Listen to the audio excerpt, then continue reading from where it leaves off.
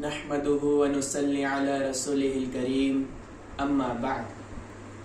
میرے عزیز ساتھیوں، آج کا موضوع ہے صحابی کسے کہتے ہیں۔ تو صحابی کی اصل تعریف یہ ہے کہ ایسا شخص جس نے ایمان کی حالت میں میرے اور آپ کے پوری امت کے جناب آقا حضور محمد صلی اللہ علیہ وسلم کو دیکھا، تو اس شخص کو صحابی کہتے ہیں۔ کچھ لوگ اس کی تعریف ایسی کرتے ہیں جیسے عام لوگ کہ نبی پاک صلی اللہ علیہ وسلم کو جس شخص نے دیکھا وہ صحابی ہے۔ ایسا نہیں ہے، ایمان کی قید لگانا ضروری ہے، کیونکہ اللہ کے نبی کے دور میں کافر بھی تھے، مشرک بھی تھے۔ کیا وہ صحابی ہو گئے؟ نہیں، وہ صحابی نہیں ہے۔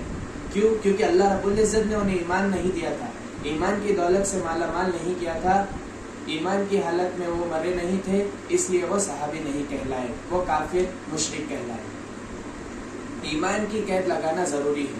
ڈبل سے سنیے، وہ شخص جس نے میرے اور آپ کے پوری امت کے جناب آقا حضور محمد صلی اللہ علیہ وسلم کو ایمان کی حالت میں دیکھا اور ایمان کی حالت میں ہی اس کا انتقال ہو گیا، تو ایسے شخص کو صحابی کہتے ہیں۔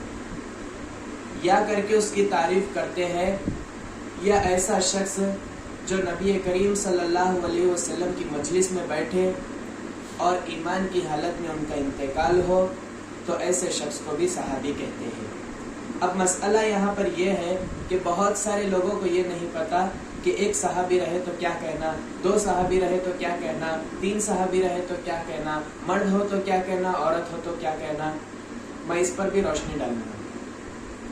اگر ایک صحابی ہو اور وہ مرد ہو تو ہم کہیں گے رضی اللہ عنہ، عنہ کہیں گے ہم۔ اور اگر دو صحابی ہے اور وہ مرد ہے تو ہم کہیں گے رضی اللہ عنہما۔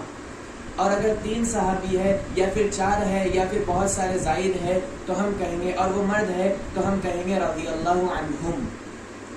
اور اگر ایک صحابی ہے اور وہ عورت ہے تو ہم کہیں گے رضی اللہ عنہا۔ اور اگر دو ہے اور وہ عورت ہے تو ہم کہیں گے رضی اللہ عنہما۔ اور اگر بہت سارے ہیں عورت ہے تو ہم کہیں گے رضی اللہ عنہن۔